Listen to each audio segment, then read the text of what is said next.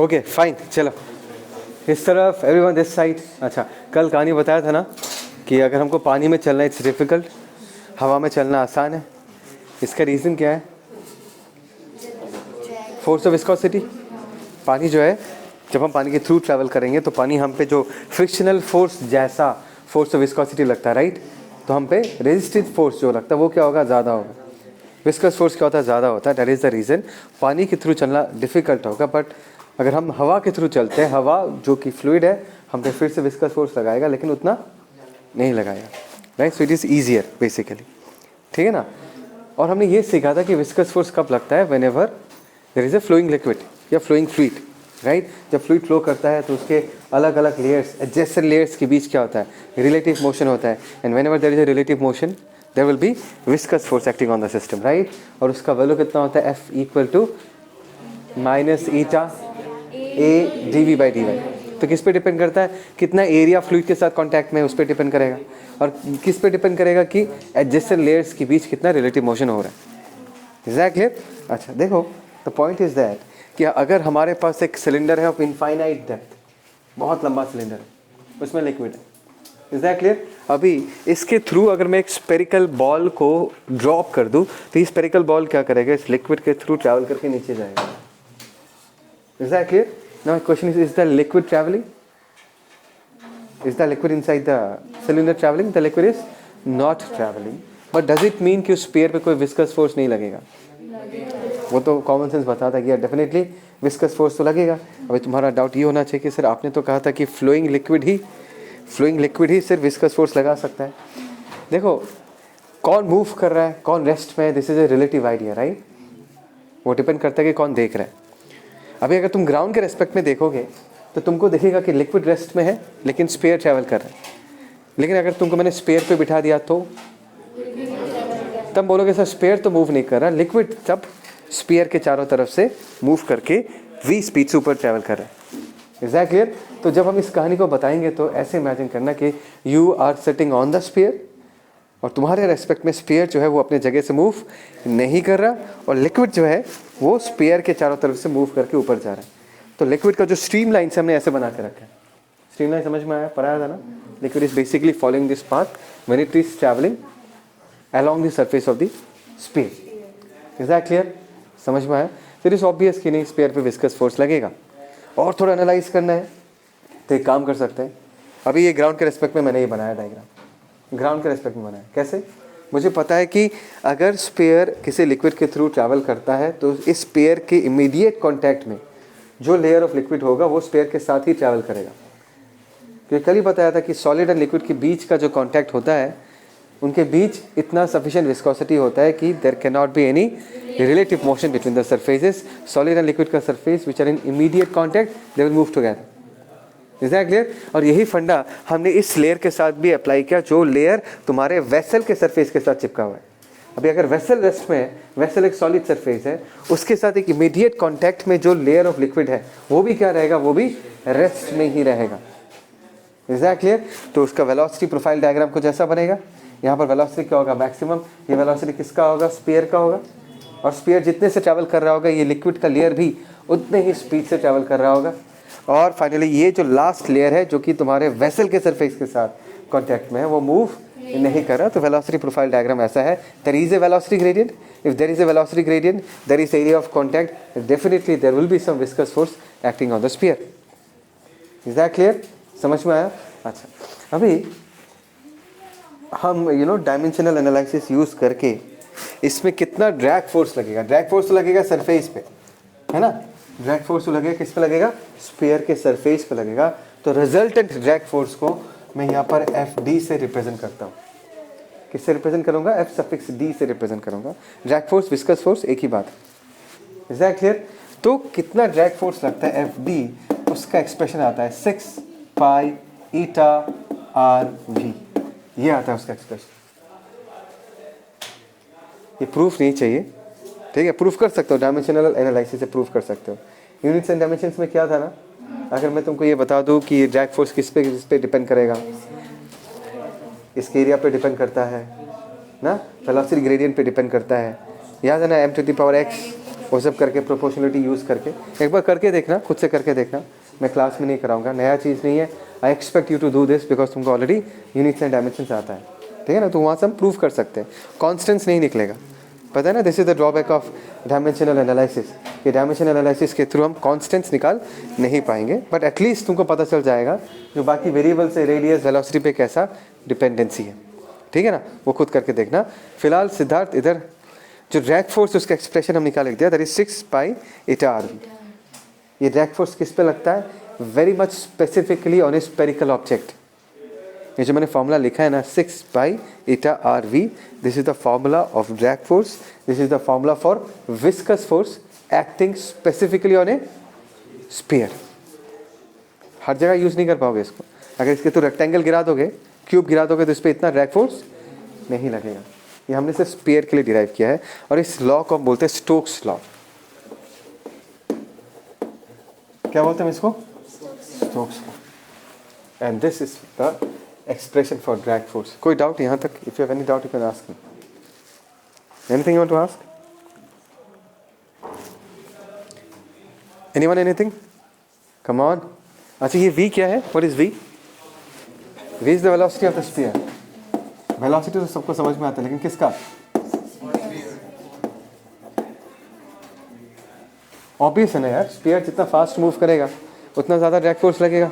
Example दिया था ना, जब स्पेस से रॉकेट एटमॉस्फेयर में घुसता है वो लाल हो जाता है, इसका स्पीड बहुत ज़्यादा होता है, उस पर ड्रैग फोर्स बहुत ज़्यादा होता है। लेकिन हम जब दौड़ दौड़ के जाते हैं हम लाल नहीं होते, बिकॉज हमारा स्पीड क्या होता है? कम होता है। हम पे ड्रैग फोर्स तो ज़रूर लगता है लेकिन उतना ही लगता। तो वेलोसिटी पे डायरेक्टली डिपेंड होगा ना, डायरेक्टली जितना फास्ट ये बॉडी मूव करेगा वेलोसिटी ग्रेडियंट भी उतना ही बड़ा होगा, तो उस पर ड्रैग फोर्स भी उतना ही ज़्यादा लगेगा। ऑब्वियस इज दैट, ठीक है ना। अभी जो कहानी बताने वाला हूँ, इस कहानी से मैं ये जस्टिफाई करूँगा। कल एक कहानी बताया था कि जो रेन ड्रॉप्स हैं वो इतना ऊपर से नीचे आते हैं, अगर ये लोग कंटिन्यूसली एक्सीलरेट करके ज़मीन तक पहुँचते तो इन रेन ड्रॉप्स का मोमेंटम खतरनाक होता, गोली बन जाते ये लोग। क्यों नहीं बनते उसका लॉजिक आज हमको पता चलेगा, ठीक है ना। सो let us say this is the sphere that we are talking about. इस स्फीयर को हमने जस्ट ड्रॉप किया है, we have just dropped this sphere inside a cylinder of infinite depth. मतलब ऐसा मत समझना कि जाके नीचे लग जाएगा, मतलब ये कहानी कंटिन्यू होगा। मतलब इज दैट क्लियर? पक्का समझ में आया? ये क्या है? This is time t equal to 0। जब हमने इसको जस्ट रिलीज किया, भूलना मत ड्रैग फोर्स जो है that is directly proportional to the speed of the sphere. जितना ज़्यादा स्पीड होगा स्फीयर का उतना ज़्यादा ड्रैग फोर्स लगेगा उस पर। तो अभी इस पर्टिकुलर बॉडी का अगर मैं एफबीडी बनाऊँ, इस ऑब्वियस कि स्फीयर पे क्या क्या फोर्सेस लग रहा है, the first obvious answer that you have to give is that कि सर डेफिनेटली इसका वेट तो होगा ही, and as because it is inside a liquid, a resultant pressure force, जिसको हम प्यार से क्या बुलाते हैं? फोर्स ऑफ बायोन्सी, ये तो लगेगा ही। Is that clear? तो एक वेट लग रहा है W इस तरफ, दूसरा इधर क्या लग रहा है? Force of buoyancy F। Sir drag force भी लगेगा? नहीं लगेगा ड्रैग फोर्स अभी, because we have just dropped the spear, and if you have just dropped the spear, इसका स्पीड का वैल्यू कितना होगा? 0 होगा। स्पीड अगर 0 है तो ड्रैग फोर्स का वैल्यू भी क्या होगा? 0 होगा। Is that clear? This is the initial condition. But हमेशा ऐसा नहीं रहेगा, हमेशा ऐसा नहीं रहेगा, बिकॉज बात को समझो, ये जो स्पीयर है ये लिक्विड के अंदर मूव कर रहा है, which means force of buoyancy का वैल्यू वेट से कम होगा। बोल क्यों नहीं रहे? I am expecting you to say. अगर ये बॉल नीचे जा रहा है इसका मतलब क्या है? अरे भाई फोर्स ऑफ बायोन्सी अगर ज़्यादा होता तो डूबता क्या? ये तो फ्लोट करता है ना। मैं अगर कह रहा हूँ कि लिक्विड के थ्रू मूव कर रहा है, इसका मतलब है कि फोर्स ऑफ बायोन्सी ने वेट को बैलेंस नहीं किया। फोर्स ऑफ बायोन्सी वेट से क्या ज़्यादा है। यहाँ से फिर से एनएलएम आएगा, ध्यान से सुनना। फिर से कह रहा हूँ, अगर तुमको दिख रहा है स्फीयर इस लिक्विड के थ्रू ट्रैवल करके नीचे जा रहा है, इट मीन्स व्हाट? कि वेट फोर्स ऑफ बायोन्सी से ज़्यादा है। So can I say there is a net force acting on the sphere? Correct? और न्यूटन भाई साहब ने क्या कहा था? If there is a net force acting on a system, there will be some acceleration. Always an unbalanced force will produce acceleration. Do you agree with this? Ayush, do you agree with this? क्या होगा? Is that clear? क्या होगा? There will be acceleration. Because मैं यहाँ पर लिख के रखना चाहूँगा इस कंडीशन में कि वेट जो है वो फोर्स ऑफ बायोन्सी से क्या होगा? ज़्यादा होगा, बात को समझो कि एक्सेलरेशन होगा तो किस तरफ होगा, जिस तरफ नेट फोर्स है, एंड इट इज़ ऑब्वियस जीतता कौन है, वेट जीतता है, तो रिजल्टेंट फोर्स भी नीचे की तरफ होगा, रिजल्टेंट एक्सेलरेशन भी नीचे की तरफ होगा। वेल एंड गुड सर, ये समझ में आ गया, एक्सेलरेशन नीचे की तरफ। अभी ये बताओ कि किसी बॉडी के पास अगर एक्सेलरेशन होता है तो उसके साथ होगा क्या? एक्सेलरेशन, ऐसे क्यों देख रहे हो, 9 से पढ़ रहे हो, acceleration causes change in velocity, नहीं पता? A equal to v minus u by t, 9 के बच्चे को पढ़ाते हैं हम लोग। हाँ, acceleration is what, rate of change of velocity. So if there is acceleration, what will happen to the velocity of the sphere?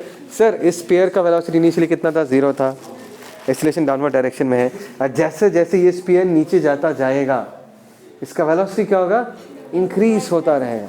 Try to understand, velocity will keep on increasing. बात समझ में आया, राइट? Okay fine. एक्सेलरेशन है, weight force of buoyancy से ज़्यादा है, acceleration नीचे है, अभी u इक्वल टू 0 है, लेट अस से अभी स्पीड कितना हो गया, v हो गया।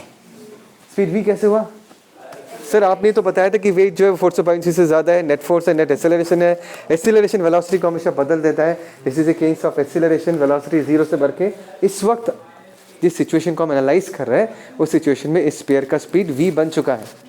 तभी अगर इस सिचुएशन में मैं एपीडी बनाता हूँ, वेट तो दिखाना ही है, फोर्स ऑफ बाउंसी तो दिखाना ही है, लेकिन इसके साथ साथ एक ड्रैग फोर्स भी जिंदा हो गया। Drag force is now active. Why? Because drag force was directly dependent on speed. Initially speed was 0, सो इस पर्टिकुलर एफबीडी में हमको ड्रैग फोर्स नहीं दिखाई दिया, बट द मोमेंट वो स्पीयर धीरे धीरे स्पीड गेन करना चालू करेगा, ड्रैग फोर्स भी एक्टिव होना चालू करेगा। इनफैक्ट ड्रैग फोर्स का जो स्ट्रेंथ है, ड्रैग फोर्स का जो मैग्नीट्यूड है, that is directly dependent on speed. ध्यान देना, as the speed increases the drag force will start becoming stronger and stronger. Do agree with this? Do you agree initially drag force बहुत weak था, but acceleration था body के पास, उसका speed बढ़ रहा था। जैसे जैसे स्पीड बढ़ेगा ड्रैग फोर्स का वैल्यू भी बढ़ेगा। Now it's very very important, try to understand. अभी ध्यान से सुनना, हाँ, ट्राई टू अंडरस्टैंड। ऊपर एफ बी है, एफ डी है, नीचे डब्ल्यू है, ठीक है? ओके, इसके पास स्पीड क्या है, वी है। एक्सीलरेशन कितना होगा वो फोर्स डिसाइड करता है। बात को समझो, अगर एक्सीलरेशन, ध्यान से सुनना, बहुत लोगों को ये समझ में नहीं आता, अगर एक्सीलरेशन 5 मीटर पर सेकेंड स्क्वायर से 2 मीटर पर सेकेंड स्क्वायर हो जाता है, अगर एक्सीलरेशन डिक्रीज हो जाता है तो वेलोसिटी बढ़ना बंद हो जाएगा क्या? नहीं बढ़ेगा। एग्जैक्टली सर, वेलोसिटी तो बढ़ेगा लेकिन जिस रेट से बढ़ रहा था वो घट जाएगा। अगर मैं कहता हूँ 5 मीटर पर सेकेंड स्क्वायर, इसको तुम दिमाग में कैसे पढ़ोगे? 5 मीटर पर सेकेंड इन 1 सेकेंड, मतलब 1 सेकेंड में 5 मीटर पर सेकेंड इंक्रीज हो रहा था। बात को समझो, अभी अगर एक्सीलरेशन डिक्रीज हो गया, 5 मीटर पर सेकेंड स्क्वायर से 2 मीटर पर सेकेंड स्क्वायर हो गया, इसका मतलब क्या है कि 1 सेकेंड में वेलोसिटी सर अभी भी बढ़ रहा है लेकिन 2 मीटर पर सेकेंड बढ़ रहा है। बात को समझो, इज दैट क्लियर? तो इस बात को ध्यान देना कि इनिशियली जितना एक्सीलरेशन था, अगर मैं इसको a1 कहता हूँ, क्या कहता हूँ? a1 कहता हूँ। अभी अगर मैं a2 कहता हूँ तो a2 का जो वैल्यू होगा वो a1 से छोटा होगा, एक्सेलरेशन का वैल्यू डिक्रीज कर जाएगा। क्यों? बिकॉज एक्सेलरेशन तो नीचे की तरफ है, वेट बड़ा हो गया था, फोर्स ऑफ बाउंसी छोटा था। अभी देखो फोर्स ऑफ बाउंसी के ग्रुप में और एक नया एंट्री हो चुका है ड्रैग फोर्स का। बात समझ में आया? दैट्स बिकॉज ऊपर की तरफ फोर्स थोड़ा सा बढ़ गया है और एक वेरिएबल फोर्स है जो टाइम के साथ और बढ़ेगा। At this moment of time अगर मैं इस सिचुएशन को इस सिचुएशन के साथ कंपेयर करूं, लेट अस से कि अभी भी वेट ही जीत रहा है, बिकॉज ड्रैग फोर्स को स्ट्रांग होने में टाइम लगता है। अरे ड्रैग फोर्स इनिशियली वीक होता है, स्पीड बढ़ते बढ़ते वो स्ट्रांग होते जाते रहता है। तो मैंने अभी भी यही माना कि वेट जो है वो अभी भी जीत रहा है, वो ज़्यादा स्ट्रांग है। एक्सीलरेशन अभी भी नीचे की तरफ है, कितना a2 है, लेकिन पहले वाले रेस्पेक्ट में एक्सीलरेशन क्या है, कम हो चुका है। बिकॉज एफ बी तो था ही पहले से, एफ बी का एक पार्टनर भी आ गया उसको सपोर्ट करने के लिए, एफ डी। तो what will happen to the acceleration? It will decrease, but will the velocity rise decrease? No, velocity will still keep on increasing. Yes, the rate at which it was increasing that will decrease. पहले 1 second में 5 metre पर second बढ़ रहा था, अभी 1 second में 2 metre पर second बढ़ेगा। लेकिन बात को समझो, अगर स्पीड इंक्रीज कर रहा है तो जो ड्रैग फोर्स इनिशियली बहुत वीक था वो अभी भी क्या होगा, स्ट्रांग होता जाएगा। बात को समझो, वेट एक कांस्टेंट वैल्यू है, फोर्स ऑफ बाउंसी एक कांस्टेंट वैल्यू है, ड्रैग फोर्स स्ट्रॉन्गर होते जा रहा है। इनिशियली वेट 100 था फॉर एग्जांपल, एफ 50 था, तो वेट जो 100 था वो एफ से 50 टाइम्स 50 अमाउंट से ज़्यादा था। बात समझ में आया? वेट हमेशा 100 रहेगा, एफ हमेशा 50 रहेगा, एफ का वैल्यू 10 हो जाएगा एक बार, तो ऊपर कितना हो गया 60, नीचे क्या हो गया 100, राइट अंडरस्टैंड। कुछ देर के बाद एफ का वैल्यू 20 हो गया, ऊपर कितना हो जाएगा 70, नीचे कितना रहेगा 100। कुछ देर के बाद एफ का वैल्यू 30 हो जाएगा, ऊपर कितना हो गया 80, नीचे कितना होगा 100। अभी भी एक्सीलरेशन है, लेकिन अभी भी वेट जीत रहा है। वेट नीचे की तरफ कितना 100 न्यूटन है, ऊपर कितना 80 न्यूटन है।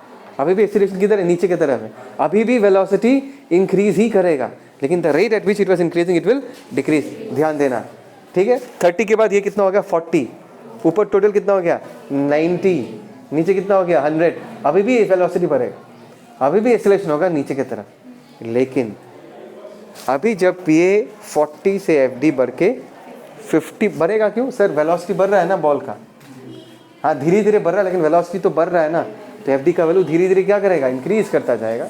तो एक वक्त आएगा कि एफ का वैल्यू कितना हो जाएगा 50, एफ का वैल्यू तो स्टार्टिंग से ही 50 था, 50 ऊपर कितना बन गया 100, नीचे तो 100 ही था, वो कभी चेंज नहीं हो सकता। मतलब मैं ये बताना चाहता हूँ कि ऐसा एक वक्त आएगा जब ड्रैग फोर्स इतना स्ट्रांग हो जाएगा कि वो फोर्स ऑफ बाउंसी का साथ मिलके वेट को क्या कर देगा, बैलेंस कर देगा।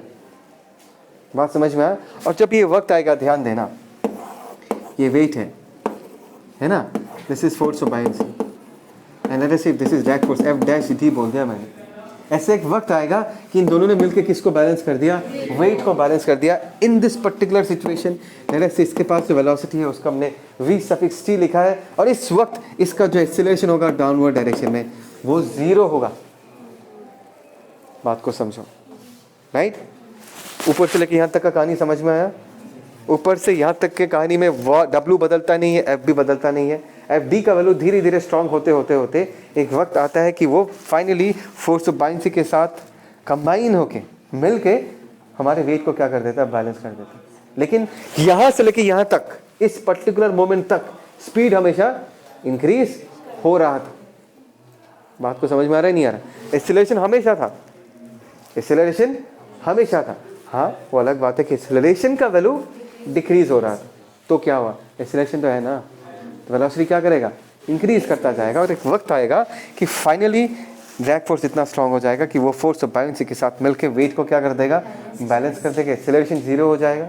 एक्सीलरेशन 0 होने का मतलब है कि वेलोसिटी और नहीं बदलने वाला, because acceleration causes a change in velocity, there is no acceleration so there is no change in velocity, which means इसके बाद से this sphere is going to perform a uniform motion.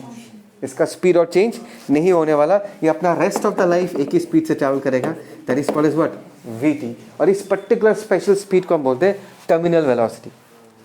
क्या बोलते हैं हम इसको, टर्मिनल वेलोसिटी। इसके बाद से इसका स्पीड और चेंज नहीं होगा। सबको समझ में आया? Because the ball has lost its acceleration, it has no acceleration, so the state of the object is going to stay the same, the velocity will remain the same, and that velocity is called as what, terminal velocity।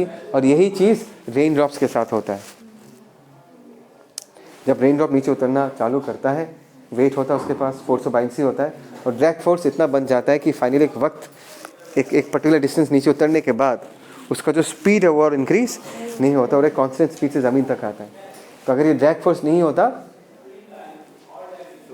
तो ये continuously accelerate करता ना, and by the time it reaches the ground हमको बारिश होने के साथ साथ बंकर के अंदर जाना पड़ता। Is that clear? कभी मूवीज में देखा कि जब शिप डूबता है, डूबने के बाद फाइनली वो जब सी फ्लोर में जाके आराम से जाके प्लेस होता है, रॉकेट जैसा घुस नहीं जाता। लेकिन एक्चुअली सोचने से ऐसा होना चाहिए ना, वो अगर डूबा है और ओशन का डेप्थ इतना ज़्यादा है कि by the time it travel so much of distance, it should get sufficient speed, rocket बन के उसको सी फ्लोर में क्या हो जाना चाहिए, घुस जाना चाहिए। ऐसा तो होता नहीं है ना, वो आराम से जाके बैठता है। Is that clear? क्यों? बिकॉज ओशन के थ्रू भी ट्रैवल करते करते वेट होता है, फोर्स ऑफ बाउंसी होता है, ड्रैग फोर्स आ जाता है। एक वक्त आता है कि उस पर्टिकुलर ऑब्जेक्ट के पास क्या स्पीड आ जाता है, टर्मिनल वेलोसिटी आ जाता है, और वो फाइनली एक कांस्टेंट वेलोसिटी से के साथ जाके ज़मीन को जाके हिट करता है। पैराशूट का फंडा भी यही है। पैराशूट में लोग जो जंप करते हैं, एक उसका वेट होता है, कुछ फोर्स ऑफ बाउंसी होगा, और पैराशूट का स्ट्रक्चर ऐसा होता है कि ऊपर क्या लग जाए, ड्रैग फोर्स लग जाए। अरे जी के रेट से गिरोगे तो मर ही जाओगे ना। पैराशूट इतना आराम से क्यों उतरता है? बिकॉज ड्रैग फोर्स लगता है उस पर, राइट। और वो एक ओवरऑल एक मतलब आइडियल केस का बात कर रहा हूँ। ड्रैग फोर्स लग के उसके ओवरऑल वेट को क्या कर देता है, बैलेंस कर देता है, और एक कांस्टेंट वेलोसिटी से आके ज़मीन पे गिरता है। कभी किया है पैराग्लाइडिंग? किसी ने नहीं किया?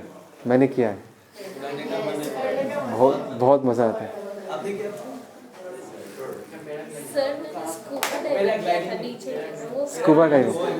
स्कूबा डाइविंग भी किया है, लेकिन बहुत डर लगा मेरे को। स्विमिंग नहीं आता ना। इस बार लास्ट, इसको पॉज कर, लास्ट, अच्छा ओके, लेट्स स्टार्ट ऑफ। अभी ना वीटी का वैल्यू कितना वो हम डिराइव करेंगे। Is that clear? कर सकते हैं ना? ओके, सबसे पहले मैं ये बता के रखना चाहूँगा कि इसका रेडियस आर है, इसका डेंसिटी सिग्मा है, लिक्विड का डेंसिटी कितना, रो है। Is that clear? ओके, अभी can you tell me weight का वैल्यू कितना होगा?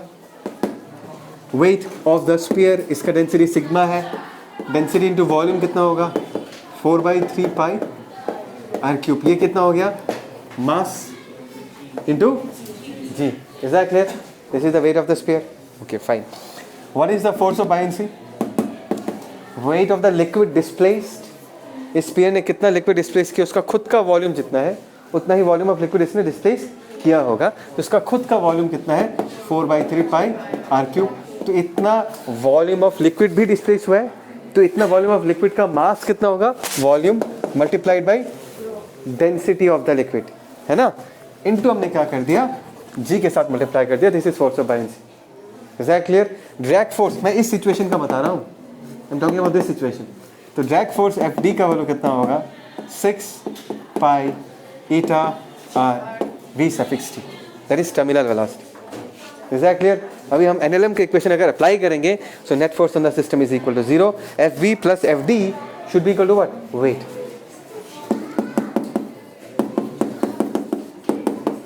ठीक है ना?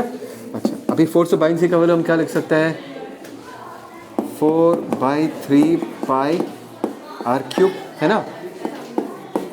रो इंटू जी, ये कितना होगा, 6 pi eta are we.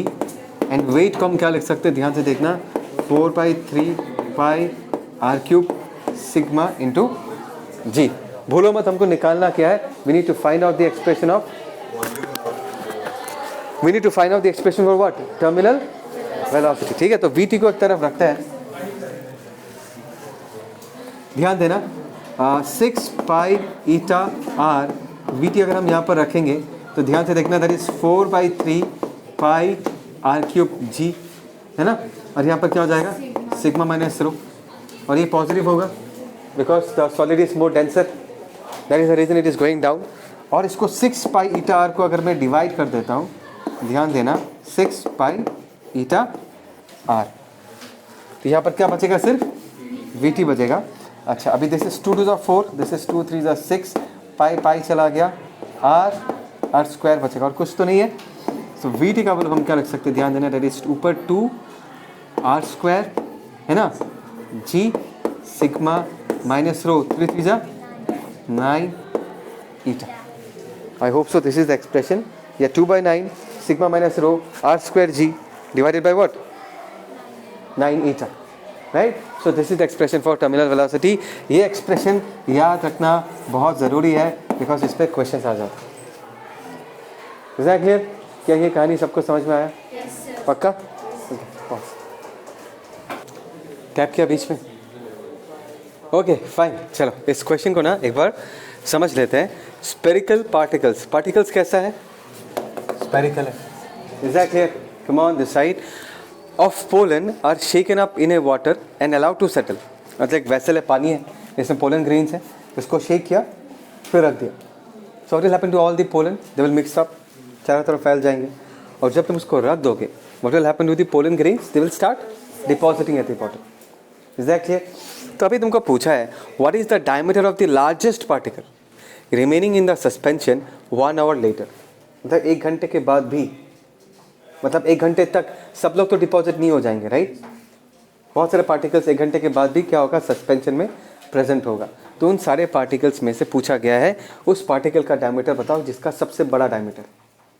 Is that clear? Obvious है कि अगर वो डायमीटर उस बड़े वाले पार्टिकल के बारे में बात कर रहे हैं तो तुमको ऐसे इमेजिन करना है कि पहले वो बड़ा वाला पार्टिकल कहाँ पर था, टॉप में था, और 1 घंटे के बाद भी वो अगर सस्पेंशन में है तो लिमिटिंग कंडीशन क्या होगा, 1 घंटे के बाद या within the time of 1 hour वो पार्टिकल कहाँ होगा, it will be going down going down going down going down going down. और 1 घंटे के बाद भी अगर वो सस्पेंशन में है, इसका मतलब है लिमिटिंग कंडीशन हम क्या पकड़ सकते हैं कि वो जो बड़ा वाला पार्टिकल है वो अभी वेसल के बॉटम को जस्ट हिट करने वाला है। दैट मीन्स हम ये कह सकते हैं कि इस पार्टिकल का जो टर्मिनल वेलोसिटी है, इस वेलोसिटी से उसने कितना डिस्टेंस ट्रैवल किया, it has covered A distance of what 2 × 10⁻⁻2 meters in a time of what? In a time of 1 hour. Do you agree with this? So can I say that the terminal velocity of this particle is distance by speed? Sorry, distance by time?